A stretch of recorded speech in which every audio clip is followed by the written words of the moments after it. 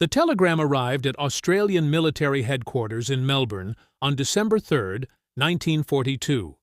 Lieutenant General Thomas Blamey read it twice, then crumpled it in his fist. General Douglas MacArthur was demanding the immediate relief of Lieutenant General Sidney Rowell from command of New Guinea Force. The reason? Insubordination, refusal to follow operational directives, undermining Allied command unity. Blamey knew the real reason. Rowell had told MacArthur's staff their battle plans were garbage, and he wouldn't sacrifice Australian soldiers to prove it. Blamey picked up the phone and called Rowell directly. The conversation lasted 11 minutes. When it ended, Rowell was being transferred out of New Guinea. Not because he'd done anything wrong, because he'd been right when MacArthur needed him to be wrong. 3 weeks earlier, American forces had attacked Buna following MacArthur's approved operational plan. The 32nd Division, fresh troops with zero combat experience, had been ordered to assault fortified Japanese positions using tactics designed for open-terrain warfare. The results were predictable to anyone who understood jungle combat. The Americans were slaughtered.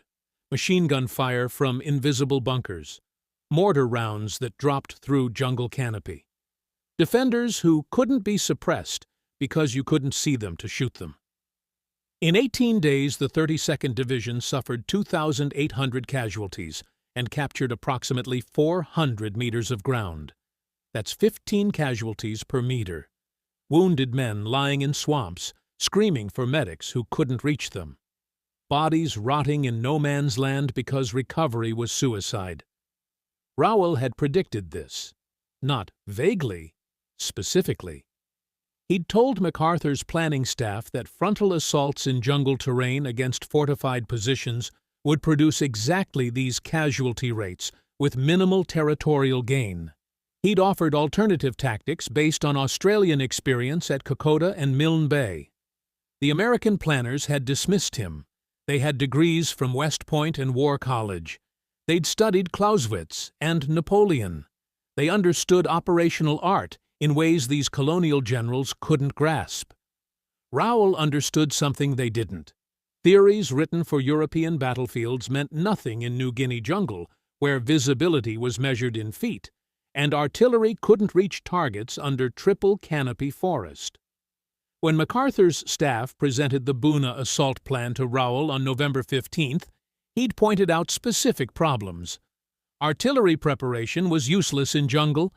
Infantry waves would be cut down crossing open ground. No provision for infiltration tactics. No flanking movements. Just straight ahead, assault into prepared defenses. The American brigadier general who'd written the plan was offended. "General Rowell, are you suggesting American planning is inadequate?" "I'm stating that this plan ignores terrain, enemy capabilities, and lessons we've learned in 6 months of jungle combat. Execute it, and you'll lose thousands of men." That's a professional opinion? That's a mathematical certainty. The Americans executed their plan anyway, and lost thousands of men. By late November, American casualties at Buna had become politically problematic. MacArthur needed someone to blame. He couldn't admit his staff had designed a flawed operation.